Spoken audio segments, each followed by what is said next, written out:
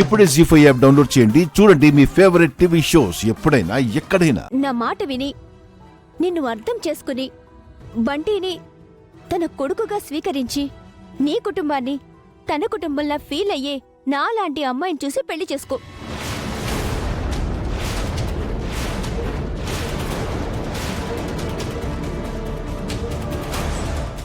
అంటే నాలాంటి అంటే నన్నని కాదు, నాలాగా ఉన్న అమ్మాయిని అని. నేను ఇంకో పెళ్లి చేసుకోవాలా వద్దా అనేది నా పర్సనల్ అత్తయ్య.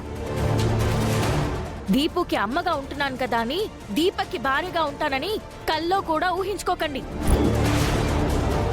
అసలు నా విషయంలో మీరు తల దూర్చకండి. చూడు రోహిణి, అనవసరంగా నా పర్సనల్ విషయాల్లో తలదూర్చుకో. పెళ్ళి అనేది ఒకేసారి జరుగుతుంది. ఆ పెళ్ళి నాకెప్పుడో జరిగిపోయింది. ఇప్పుడు నీ కోసమో వీడి కోసమో వీళ్ల కోసమో నేను మళ్ళీ పెళ్లి చేసుకోలేను. చూడండి అత్తయ్య, నేను న్యూయార్క్ వెళ్ళింది రాజుని మర్చిపోవడానికి కాదు.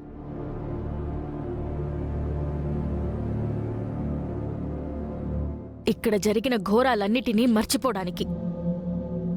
నేను ఇండియాకొచ్చింది రాజుని మర్చిపోయి కాదు, దీపక్ని పెళ్లి చేసుకోవడానికి, అంతకన్నా కాదు.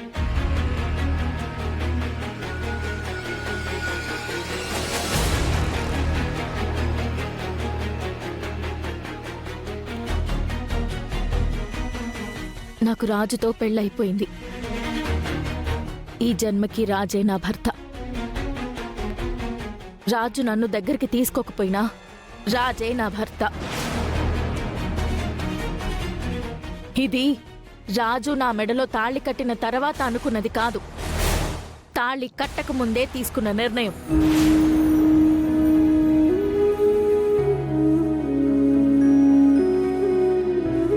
ఇందులో ఎలాంటి మార్పు ఉండదు. నా గురించి రాజు ఏమనుకుంటున్నాడో నాకు అనవసరం. రాజు గురించి మాత్రం నేను ఇలానే అనుకుంటాను. అందరికీ ఓ మాట చెప్తున్నాను, ఇదే చివరిసారి. మళ్ళీ మళ్ళీ చెప్పను.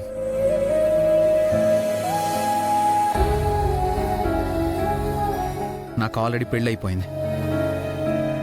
నాకు భార్య అంటే తను మాత్రమే. బంటికి అమ్మంటే కూడా తను మాత్రమే.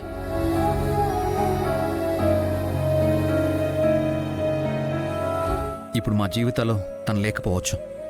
అలా అని తన స్థానంలోకి ఇంకొకరు వస్తారని గాని రావాలని గాని ఎవ్వరూ ఆశించొద్దు.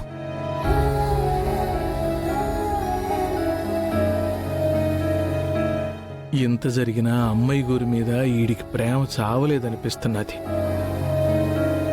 అదే నిజమైతే అమ్మాయి గురిని రాజు తప్పకుండా కలుస్తాడు. బావుంది రూపా. అసలు ఆ రాజు లాంటి భర్త ఏ ఆడపిల్లకైనా ఉంటాడా? అంతా ప్లాన్ ప్రకారం నిన్ను వదిలించుకున్నారు. అసలు నువ్వు ఉన్నావో చచ్చావో అని కూడా వాడు చూడలేదు. చాలా ఆప్ మమ్మీ. జీ5 యాప్ డౌన్లోడ్ చేసి అన్ని ఎపిసోడ్స్ పూర్తి ఉచితంగా చూడండి.